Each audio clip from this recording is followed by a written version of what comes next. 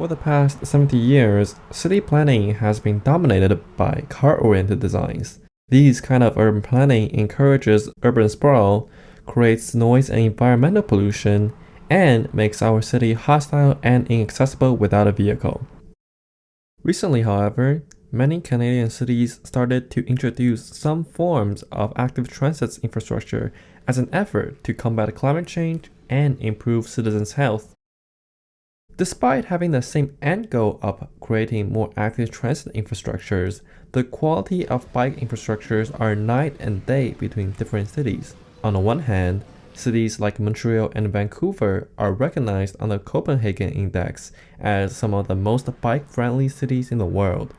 On the other hand, cities like Kitchener and Ottawa have bike lanes that seems like a death trap waiting for accidents to happen. So, the question is, why do some North American cities have amazing bike infrastructure while others are less than adequate?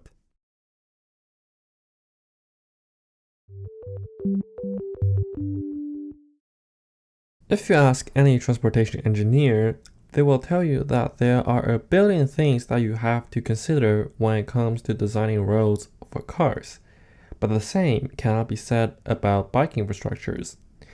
Surprisingly, there is very little regulations and legal requirements when it comes down to building bike lanes in North America, and the regulations that do exist are hilariously dangerous. Which means that the design company and municipalities can build them however they would like.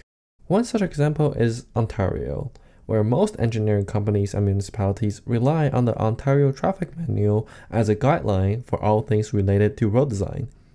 And this is what is considered acceptable by the Ministry of Transportation of Ontario.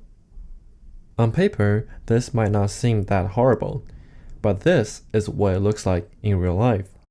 Cyclists have to cross a lane where the posted speed limit is 70 km an hour and cross into the middle of the road, all the while being threatened by cars on both sides. Here are two other examples from the handbook, where it actively suggests that building cycling infrastructures that force the cyclist to cross an high-speed arterial road and create direct interaction between drivers and cyclists are acceptable. You might think that surely engineers are not dumb enough to actually frequently use these designs, but you will be dead wrong. Here are some examples of these horrible designs I found using Google Maps, Municipal Cycling Maps, and 30 Minutes. Here's one in Hamilton, here's one in Ottawa, here's one in London, here's one in Waterloo. 4 different cities utilizing the same atrocious design from the same manual. One of the main reasons why North American cities have such few cyclists is because bike lanes like these gets designed by engineers, gets approved by the municipal governments, and gets legalized by the province. But horrible designs like this is not the only reason why cities have horrible cycling infrastructures. Most cities also suffer from the lack of standards to where the cycle lanes are actually put.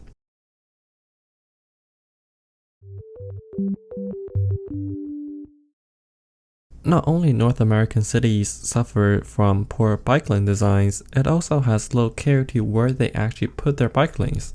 Take a look at this bike lane near Northville Station, Waterloo, Ontario. This bike lane is directly next to a major arterial road, passes through a highway off-ramp and a highway on-ramp. There should have never been a cycle lane here in the first place, and unless this intersection is completely redesigned and rebuilt, it will always pose a danger to everyone on the road.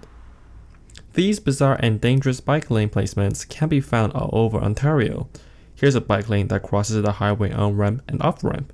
Here's one that's directly next to a major arterial road. Here's a quote-unquote bike lane that shares the same path as cars going 50 km an hour. Here's a bike lane that suddenly disappears. And here's an otherwise very well-designed bike lane, but then crosses an arterial road with no traffic signals to protect the cyclists. If these designs and location choices make you feel that there has been zero thoughts or considerations that have gone into cycling infrastructures, you will be right. At least in Ontario, New bike lanes are most often built after major road resurfacing, where pavement markings have to be redesigned. But since most cities are still relying on car-oriented city planning, bike lanes often comes as an afterthought. Municipalities simply don't care about the quality of these new bike lanes.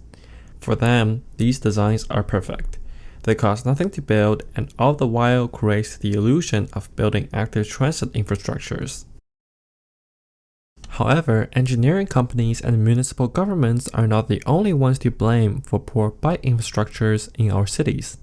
It is mostly due to the lack of political will and NIMBYism that created many problems that we face in urban planning, and cycling infrastructure is no exception.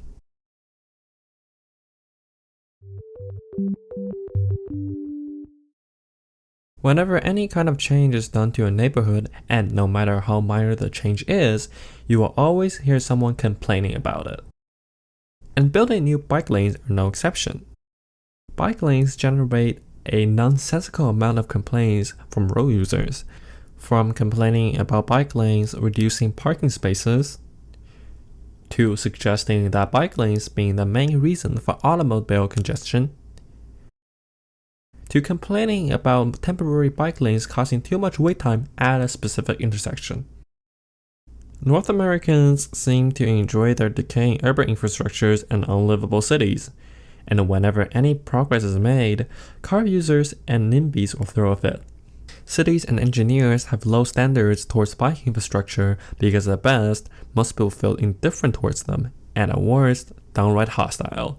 It takes a lot of time, planning, and effort to build sustainable bike infrastructures, and it simply cannot be done if NIMBYs put up obstacles every step of the way.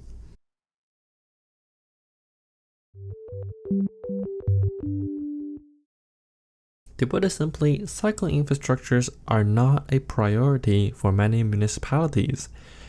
Even when new suburbs are approved and built, they are catered towards automobile, creating a hostile environment for anyone without a car. The only way to improve our bike infrastructure is to create political pressure in our local governments to completely reevaluate the way we build bike lanes and to build more neighborhoods that are not only reliant on cars. Car-dependent neighborhoods only promotes NIMBYism and hostility towards a more livable city. Hey folks, thanks for watching yet another video. Please consider to like or subscribe. As always, this is the Transportation Channel, and I will see you next time.